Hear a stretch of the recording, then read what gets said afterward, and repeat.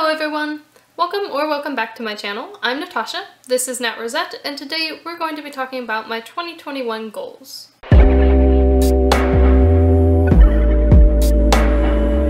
So I've seen a lot of these videos where people review their 2020 goals and then go on to talk about their 2021 goals. I just started my channel, so I don't have a video of 2020 goals to review, and I don't actually have reading goals that I set for 2020 either, because I didn't really start reading until about March or April when I graduated from college. And even then I was like, oh, I have a Goodreads goal of reading 20 books, and now it has turned into a Goodreads goal of reading 100 books, of which I'm currently at 96. So getting back into reading to this extent was a pretty big surprise for me, but something I really enjoyed, really excited about. Obviously, like, I've started a blog and a booktube related to this, so it's something that I want to continue with. So I have some 2021 goals to support that.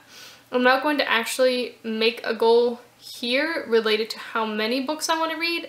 My Goodreads goal for next year I think will also be 100, and that would be cool if I reach it. But I don't want my main focus to be reading as many books as I can. So instead I have goals more related to reading a variety of books and diverse books, and then also I'm going to start out with my goals related to my YouTube channel and just like online content that I want to produce. So like I said, starting out with my YouTube and content goals, my first goal is I would like to put out approximately one video a week. I'm not going to be really harsh on myself about this. Like, this is something that I'm doing as a hobby and out of enjoyment. It's not something that I'm expecting to get anything out of more than like general enjoyment and hopefully some friends. And so it's not something that I feel like I need to force myself to put a whole lot of effort into.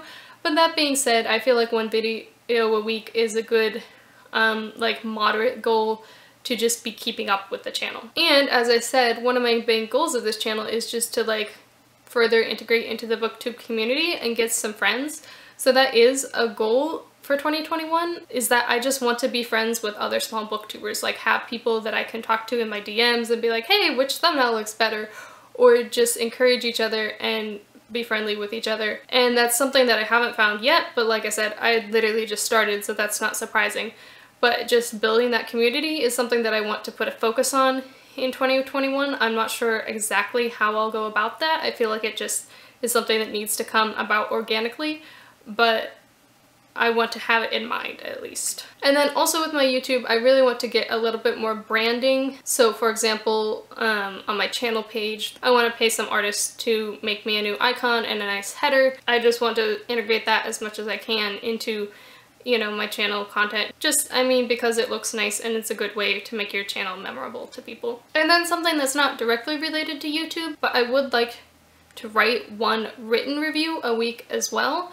And this is because recently my number of books that I read has continued, but the number of those books that I review has slacked off quite a bit. I just haven't been able to find the motivation to write reviews for them. And in general, that's fine, but I do feel that reviewing is one of the best ways to support books and authors that you really enjoy. And also, like, I'm actually behind on reviewing books that I have read that I need to review, so like NetGalley books or books I received for review. Like, I'm reading those, but I need to put more effort into getting the reviews out in a timely manner. So I think one review a week is doable, and hopefully if I keep to that schedule, then I can get a specific time when I sit down to do that, whether that's like Saturday morning or something, and I can get caught up with all of those reviews. And like I said, use it as a way to support authors who I really appreciate. Finally, I'm trying not to be too invested in like the numbers of subscribers and followers, but obviously I still notice those numbers and I still have goals related to them. So for YouTube, I will be very excited when I hit 100 subs. I feel like that will mean that my channel is like not just going into the void. Like, if there's 100 people subbed, then it's not much in the grand scheme of things, but it still means that there's people actually interested in what I'm doing. And then on Twitter, I'm almost at 400 followers. I'm at like 390 some. And like, Twitter is something I just kind of use as I feel like it, and I don't use it a lot. Like, I use it obviously to promote my videos and my reviews, which is why having followers there is important, but I also just use it to talk about whatever I feel like. So my goal there is 500, and like, I was amazed that currently I have almost 400. That came out of nowhere. So like 500 followers on Twitter seems ridiculous to me, but at the same time I feel like it's achievable and will be a good way, like I said, to just have people seeing my content. Moving on to reading goals. Like I said, I'm a bit behind in books that I need to read for review. So in NetGalley, my feedback percentage is currently 46%. Obviously the recommended is like 80%, so I would really like to get that up, and it's not like that hard. There's 13 books on there that I need to review, 9 of which I haven't read yet. So that means if I just review those 4 books that I have read, like that'll jump my percentage up significantly.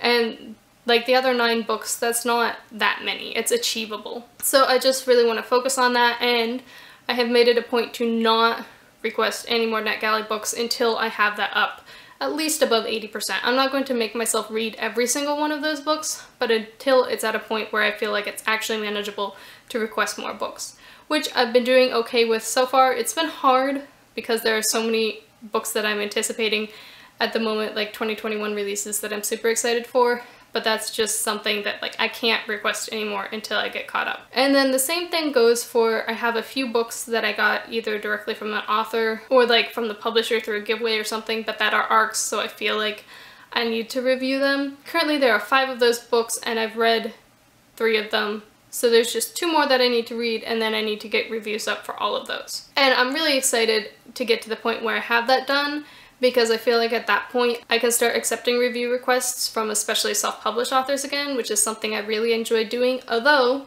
another goal, these aren't really like, I don't know how many goals I have. These are just like things that I want to focus on, and I don't know how many they are.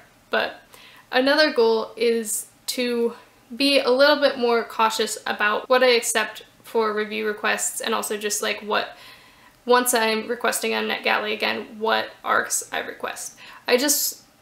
I want to keep it so that the things that I'm accepting are things that I'm very excited to get to, because that's the best way to make sure that I will get to them in a timely manner. And so I want to be a little bit more okay with just saying no, like that looks interesting but it's not for me, or it's just not something I'm excited about at this moment, because that's how things work too, right? Like I go through stages. Sometimes I'm really interested in one thing, sometimes I'm not.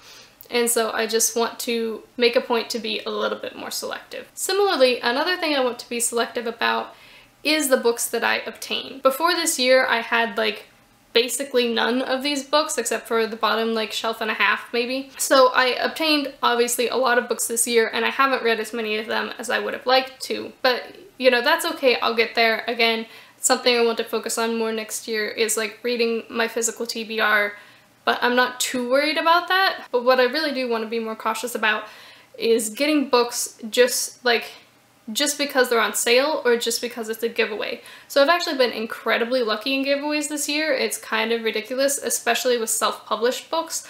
Like most of the books up here on this side of the shelf I won through giveaways, and most of them I'm really excited about reading. But at the same time, I have noticed that I often enter giveaways for books that aren't even already on my TBR or that I wouldn't really consider otherwise, and I want to be more careful about doing that.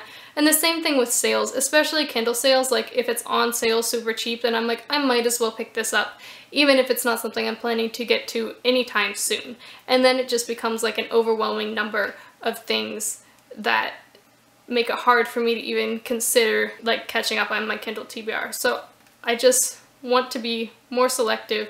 Only enter giveaways when it's something that like I'm already really excited for, and the same with sales. Like sales are great, but only if it's something that I already know that I want. Now we're sort of moving on to the types of books I want to read.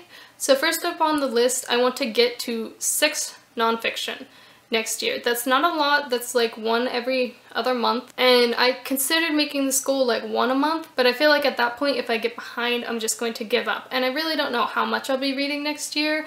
Things could go in a number of different ways, but I feel like 6 is achievable, and it's at least a good start, because I think I read maybe 3 this year. So like I love fiction, and by no means do I want that to not be, you know, the biggest part of what I read, but I think it is important to have a mix of nonfiction in there as well. Then I want to try a few mysteries and thrillers that are not speculative, so not fantasy mystery, not sci-fi thriller, but just pure mystery or thriller.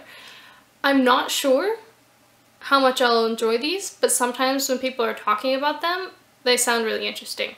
So it's like I want to give it a try. Whether or not it turns out well and I, really get into that, or I don't, doesn't really matter to me.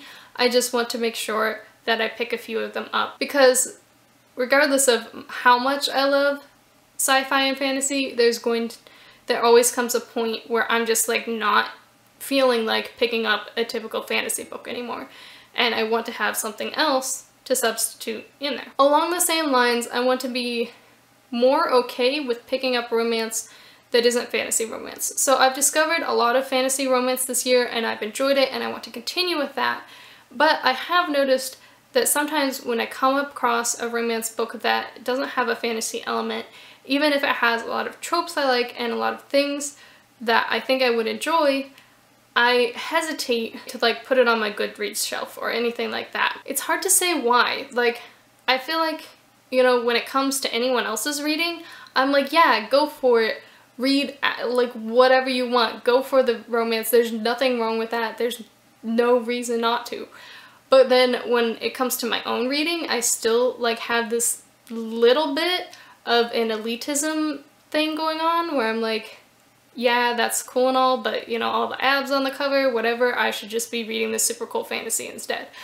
Which is kind of strange because I know that people also have an elitism against fantasy, but like that's totally out the window. I don't have that at all anymore. I don't think I ever did. But I have noticed that I have like a little bit of a bias against genre romance, even though I think I would actually really enjoy it. So I just want to be aware of that, and when someone recommends a book that like looks really good, a really cool romance, even if, it's just a bunch of abs on the cover, I want to give it a try. And then finally, a few more like sort of numbers goals that I want to make sure to hit in order to diversify what I'm reading.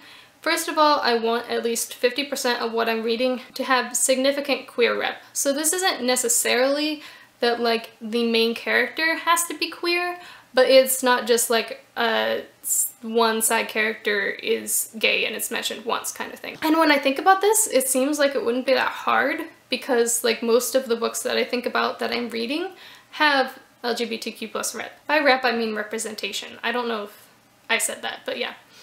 But when I look at the numbers, actually only 43% of what I've read this year, according to my reading spreadsheet, has had LGBTQ+ rep.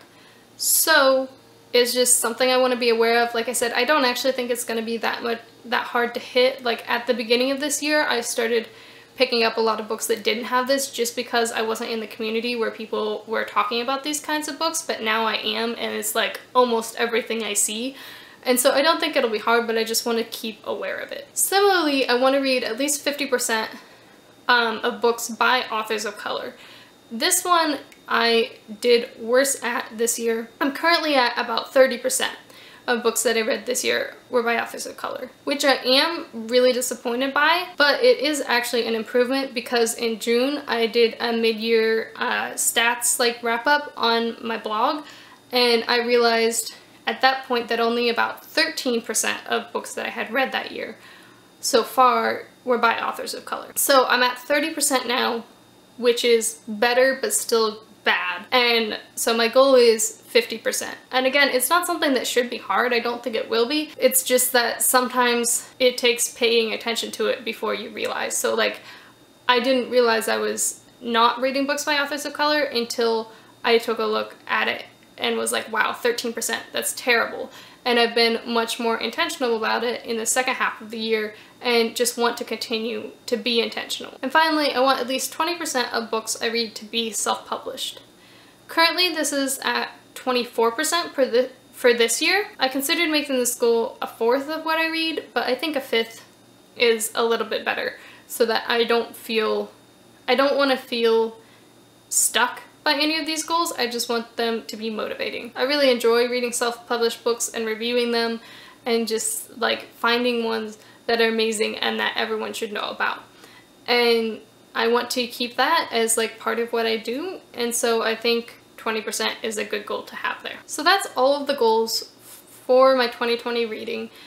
There does seem to be quite a few of them, but I think that in reality these are hopefully things that will be quite manageable for me. If you've watched this far, thank you so much. I hope you enjoyed it. Leave a like, consider subscribing, and please leave a comment as well. Let me know maybe what some of your 2021 reading goals are, or if not, you can just leave me a fish emoji in the comments. I don't know why a fish, but find the cutest fish emoji you can and leave it down there.